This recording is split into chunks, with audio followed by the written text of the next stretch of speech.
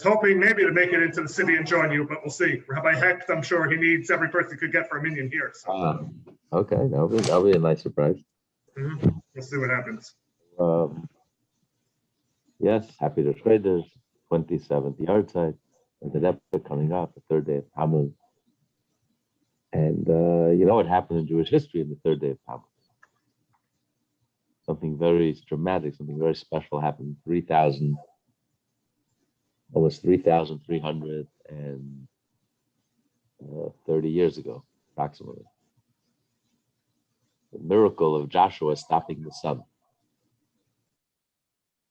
When one of the 7 Canaanite nations made peace with the Jewish people, so the neighbors tried to decimate them, attack them. Out there, they made peace. They surrendered to the Jewish people. They wanted to wipe them out, and they reached out to the Jewish people, and the Jewish people came to their defense. And one of the most astonishing miracles in Jewish history happened. The sun did not set. And the sun kept on shining throughout the night. And then later on in Jewish history, in the previous generation, the previous Lubavitcher Rebbe, after being sentenced to death with a Stalinist Russia in 1927, miraculously, his death sentence was commuted to 3 years in exile. He was released from prison on Sunday, the third day of Tammuz. And the day he was released, and the Hasidim, they weren't sure if they're ever going to see the previous Rebbe alive, and here they all flocked to the station to see him off. And he gave a fiery speech that will go down to the annals of Jewish history as a classic speech of defiance, courage. He was just arrested for being defiant and courageous and embodying Jewish pride and unyielding stubbornness of the Jew. And here, after just being barely escaped with his life, he gets up and he quotes the 5th Lubavitcher Rebbe, his father. He was the only son, Rabbi Shalom David, and his father, once the government wanted to mix in into how the Jewish schools educate their children, Rabbi Rashab led the resistance, opposed it. He says, it didn't give an inch. We're not going to allow the government to dictate to us how we educate our children. And he said that although our bodies went into exile, we are in exile. And the Torah says you have to pray for the well-being of the government. You have to be obedient, pay your taxes. But he says we didn't choose to go into exile. Hashem decided to send us into exile. And only Hashem will decide to take us out of exile. Mashiach will come, will be a godly, divine event. And he said, although we did go into exile, but it's only our bodies that went into exile. Not our soul never went into exile. When a Jew prays 3 times a day, we say, we face east to Jerusalem, and we say, return us to our land. What do you mean our land? Our parents, grandparents haven't been there in 2,000 years, and yet we still refer to it as our land. We never left. Because it's a soul connection. The Jew's connection to the Holy Land is soul connection. Anything that has to do with the soul, nobody has any control over the Jew. So yes, we have to be a nice citizen, obey, pay the taxes. But anything that is associated with Torah and mitzvot, we don't compromise on a letter of the Code of Jewish Law, 1 iota. No one has any control over it. And the opinion of the non-Jews and the nations of the world carries 0 weight. The previous Rebbe is quoting his father as he's standing on the platform. He was just speared barely speared from being sentenced to death, for defying Stalin, defying the communists, especially by the Jewish communists. And yet here he gives this defiant, courageous, unyielding, unbudging, stubborn, with the Jewish stubbornness and Jewish pride, that he didn't learn any lessons in prison. On the contrary, it only stiffened his neck, stiffened his resolve that he won't pay any attention to the government. So much so that that's the way he treated them in prison. First thing they tried to do is to demoralize the prisoner. The previous Rebbe made the firm decision that he's going to treat them like a zero, like they're nothing. They're illegitimate, they're a bunch of criminals. They have no rights, they have no power. It's just brute strength. It's not based on law, it's not based on truth. And he treated them that way, and it drove them mad. They never met a prisoner like not only wasn't he broken or the coward or demoralized, he was defiant, courageous, and they went into rage, temper tantrums. They beat him and they threw him into isolation, and they beat him and hurt him, and he felt the pain for years to come, the rest of his life. They tortured him, and he wouldn't budge. He wouldn't, so much so that even when they came to tell him the good news that he's being freed from prison, which was unheard of, the prison that he was in, on one of our trips to Russia, we passed by it in St. Petersburg. The prison that he was in, it was a one-way ticket. You went out, you went in, but nobody came out alive. And he was leaving prison. They came to tell him the great news, and he refused to stand up. You know, when the authority comes to tell the prisoner something, you have to show respect, deference. So they slapped him. I'm not standing. He refused to stand up for them. He said, we have good news. He says, you're a bunch of criminals. You're nobodies. You're zero. There's no other reality but Hashem. It's the only truth. You guys are criminals. And he refused to acknowledge them. So this was the previous Rebbe who really sacrificed his life and for Yiddishkeit, and was miraculously personally released from prison on the 3rd of Tammuz. And then he was meant to go into exile for 3 years. And it turns out, like less than 10 days later, that the 12th and the 13th day of Tammuz, he was released from prison. Released from exile. And then a few months later, he left the country with his family and his entourage, which was, with many of his books and writings. The whole thing was miraculous. It was an iron curtain. No one left Stalinist Russia. No one survived Stalinist Russia. Stalin murdered more Russians than Hitler. If you were moral and upright, you probably were in prison because the criminals were running the show, like our modern-day communists today here, Soviet America. A bunch of lowlives, bums, criminals, brutes, illegitimate lies. And that's what he had to face. So that was the Gimmel Tammuz. Again, there's another great miracle that happened on the same day. Joshua stopped the sun. And this is the day that the Rabbi passed away 27 years ago, 1994. It was a Saturday night. Alter Rebbe passed away Saturday night. The Rebbe Rasha passed away Saturday night. And, as the saying goes, the sun never set in Lubavitch. People were worried what's going to happen. The Rebbe will pass away. It's the end of an era. It's the end of Lubavitch. The Rebbe played such a central role, such a central figure. How is it possible for Lubavitch to survive without the Rebbe's physical presence? And nothing could be further than the truth. Lubavitch, since the Rebbe passed away 27 years ago, not only doubled, tripled, quadrupled, and perhaps even more.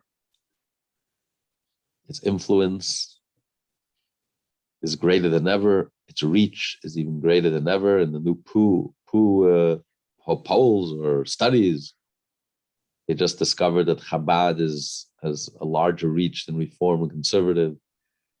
It's the largest reach of any other Jewish organization in America today. People who connect, who identify with Chabad, which is their portal to Yiddishkeit, their access to unadulterated, uncompromising, genuine Yiddishkeit. But a Yiddishkeit, it's non-judgmental, it's loving, but at the same time, a Yiddishkeit that's truthful and genuine, that you can really believe in. Not a Yiddishkeit that's malleable, that bends with the wind and changes with the wind, with every politically correct whim and mishagas that's out there. But based on the truth of the Torah never changes, God never changes, the Jew never changes. that stubborn, stiff-necked people with the same 613 mitzvot. We're the same Jew that stood at Sinai. We're the same Jew that crossed the Jordan River into the land of Canaan. We're the same Jew that stood with the prophets. We're the same Jew that stood with King David, with King Solomon when he built the first temple, dedicated the first temple. We're the same Jew who stood with Isaiah. We're the same Jew with Ezra, who came back and rebuilt the second temple, Ezra and Nehemiah. We're the same Jew, the Talmudic era, and the same Jew, the rabbis, Rabbanan Savadoyim, the Goinim, and the Rishonim, with Rashi and the Rambam. The same Jew, it hasn't changed one iota, a Sephardi Jew, Ashkenazi Jew, these all superficial external differences. The core, the essence is the Jew is unchangeable, Hashem is unchangeable, truth is unchangeable, it doesn't bend with the wind, and you don't create your own truth. God is the creator of the universe. And when you partner with Hashem, when you recognize that Hashem creates the world, then this world blossoms and becomes a Garden of Eden. When you try to play God and recreate the world and try to change nature, like the communists and the modern day communists are trying to do. First, they tried to rearrange, God created wealthy and poor. So they tried to artificially re-engineer wealthy. There's no more wealthy. Steal all the money from the rich and give it to the poor. Now the poor become the wealthy and become the tyrants and the arrogant ones and the power hungry. And that's what you end up with. Every place where communism was tried, it led to disaster, whether it was Russia, China, Korea, Cuba, Venezuela. Now it seems that all the intelligentsia in this country are trying to take the express to Caracas, to Venezuela. And they're getting there very, very quickly at the rate they're going. So, this is truth doesn't change. Reality doesn't change. The Jew doesn't change. The Torah doesn't change. As God says, let 1,000 King Solomons be lost and not one letter in the Torah will be changed. And anyone who thinks that they're going to engineer that a man is a woman is a man, and you're going to try to engineer, or gay marriage, you're going to try to engineer and recreate and try to change nature, you're falling off a cliff. You're just going to self-destruct. Any society that followed this path, completely self-destructive. It doesn't work. In Hashem's world, this doesn't work. This will all go the way of communism and fascism, will completely go the way of history. So at the same time that the Jew is uncompromised, we don't compromise on one letter, one iota of the Torah. We have to tell the truth. At the same time, we also uncompromising or unconditional love for every Jew without judging. Doesn't mean you love every Jew unconditionally, that you endorse everything a Jew says and everything a Jew does. A Jew can act despicably and say things that are completely false and are a distortion from the true core nature of the Jew. And if the behavior is repulsive, you have to completely reject that behavior. But at the same time, the person, you completely love the person. Many people don't get that. You have to be a little, life is, it's a very subtle thing to be able to understand that. I can love a person unconditionally while I completely reject their behavior. And one is not a contradiction to the other. Just because you love a person unconditionally doesn't mean I love every mishagas that the person says or thinks or does or decides. On the contrary, you love who the person really is. When Hashem tells a person to do something, what is really telling us is that deep down inside you want to do the right thing. When Hashem tells us not to do certain behavior, it's not that Torah is straitjacketing us or trying to impose a certain lifestyle that's alien to us. No, the Torah, Hashem looks us in the eye and say, you're lying to yourself. You have no clue who you are. I'm telling you, I created you. Deep down, you want to do the right thing. It's difficult. It's tough. Yes, you have choices to make. Everything valuable in life is difficult and tough. Hashem just gave us raw material. Nature there's nothing to celebrate. Nature is just raw potential. But nature itself is mediocrity. You want to get a slice of bread. You know how many steps you have to go through? You have to go through 11 steps until you get a delicious, nutritious, wholesome slice of bread that nourishes you and nurtures you and is satisfying. Nothing happens by itself. You have to work in that nature and transform that nature and reveal that nature and change the nature until you get to a delicious baked bread. Everything in this world is that way. Hashem gives us the raw material.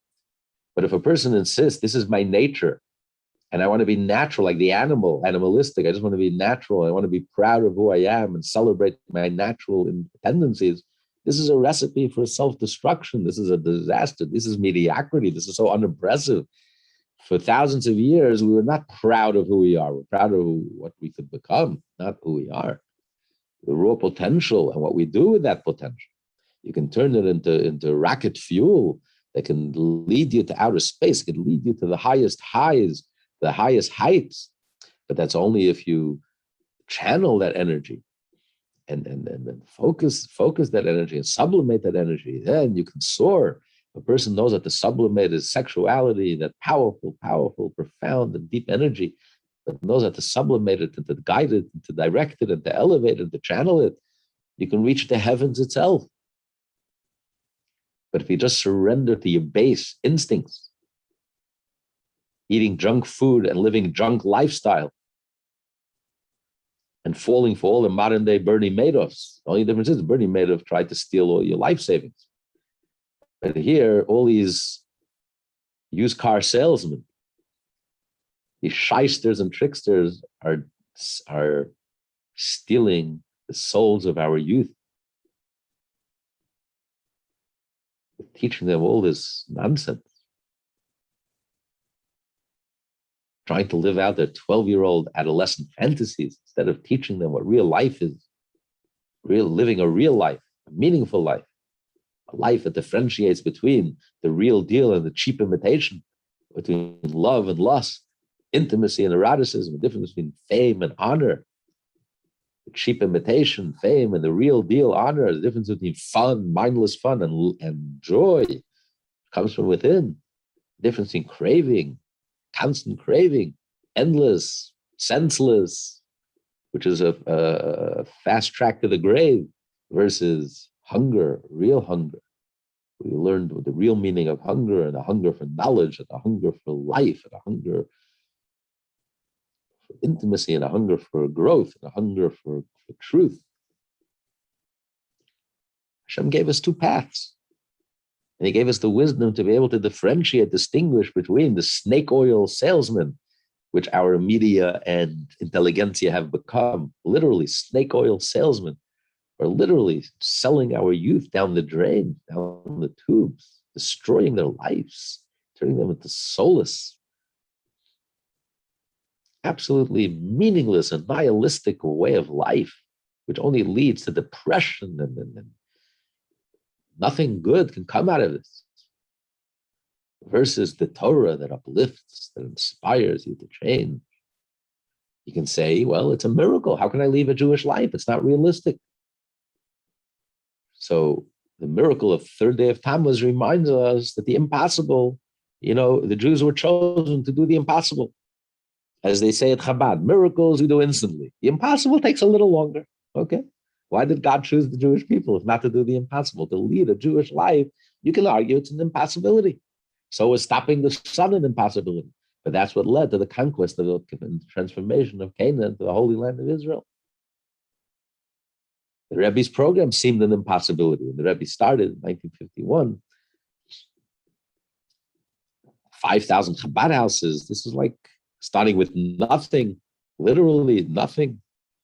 And to create this empire, an empire of giving, an empire of godliness, an empire of holiness, an empire of purity, an empire based on love and Torah, the love of Hashem, the love of His Torah, the love of the Jewish people, based on truths, uncompromising and unyielding truths. Because we take Hashem literally. We're very proud to say, yes, we are fundamentalists. It says in the Torah, love your fellow Jew like yourself. We take every word in the Torah literally, and we take every other word in the Torah literally as well. You can't pick and choose. Well, this part I like. The other parts, it's not for me. It's not modern. It's not current. It's not politically correct. It's not popular. We take every word of Hashem literally. Hashem never lied to us. Hashem always told us like it is. The Torah is like mother's milk.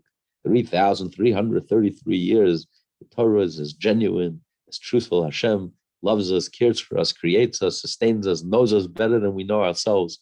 And He's looking us in the eye and He says, if you want to take an x-ray of yourself, this is what you're going to discover. The 613 mitzvot. That's your truth.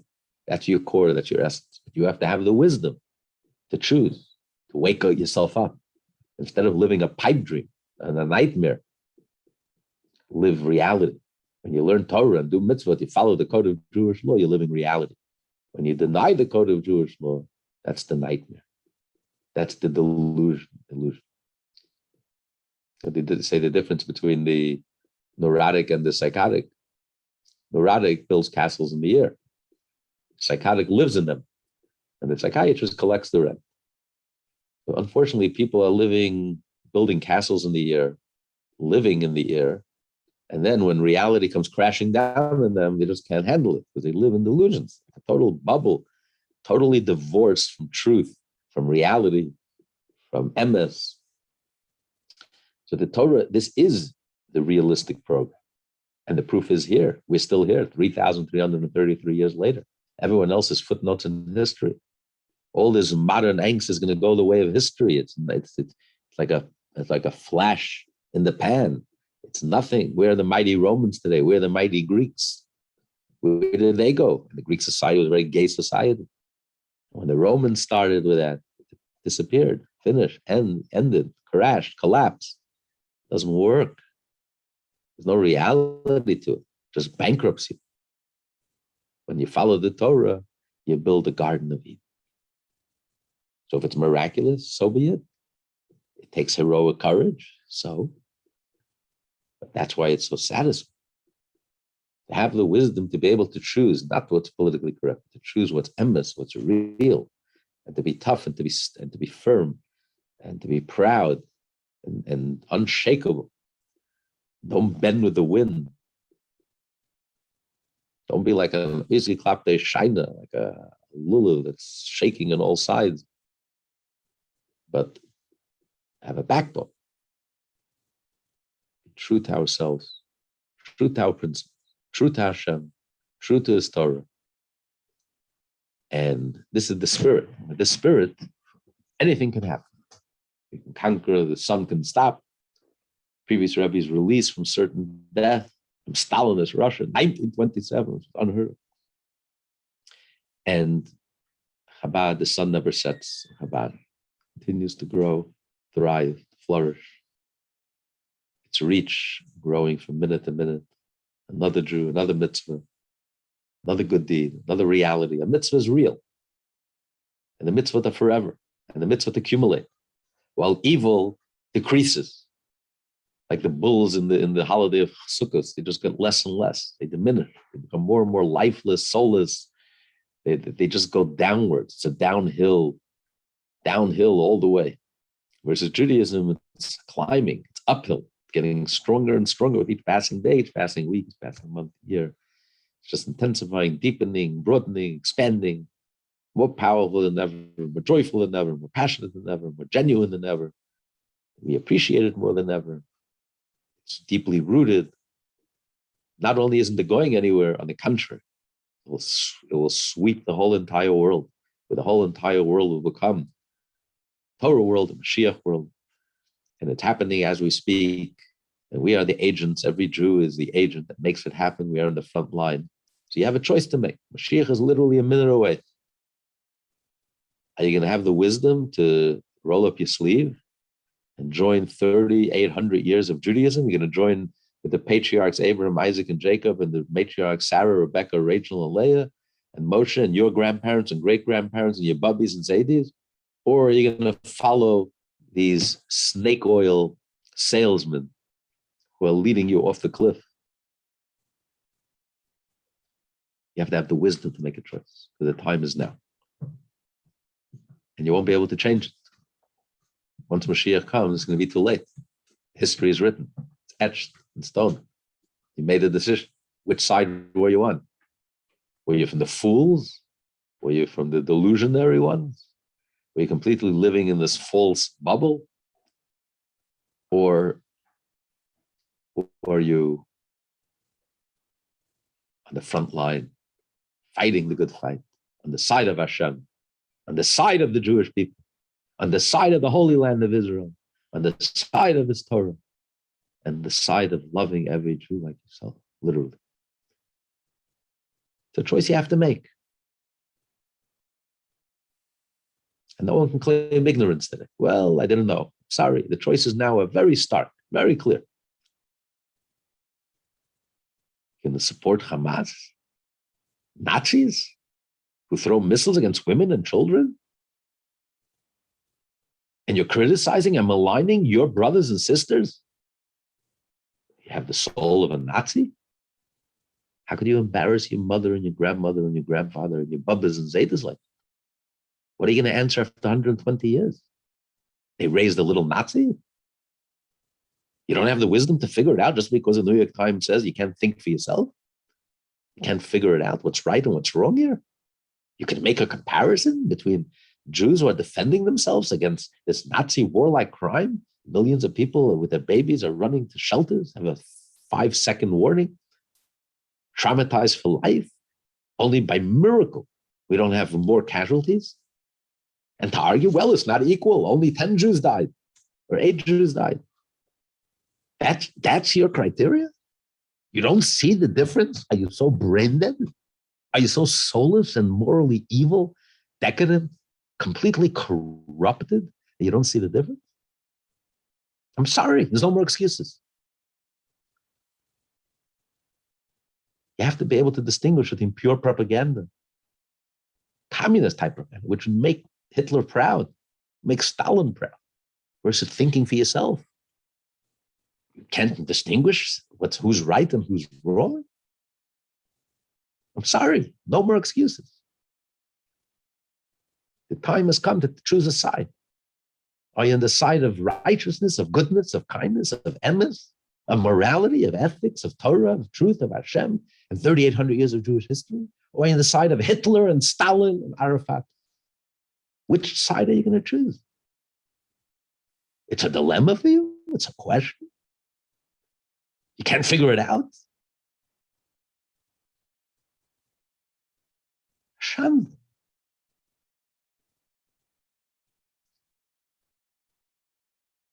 So yes, you have to be strong. It's not easy to be courageous, to go against the charlatans and the snake oil salesmen and the used car salesmen that are selling our children's soul down the drain, destroying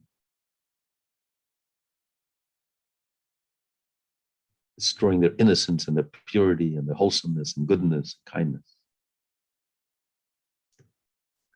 Aber ein bisschen Seichel darf man haben. You have to have a little seichel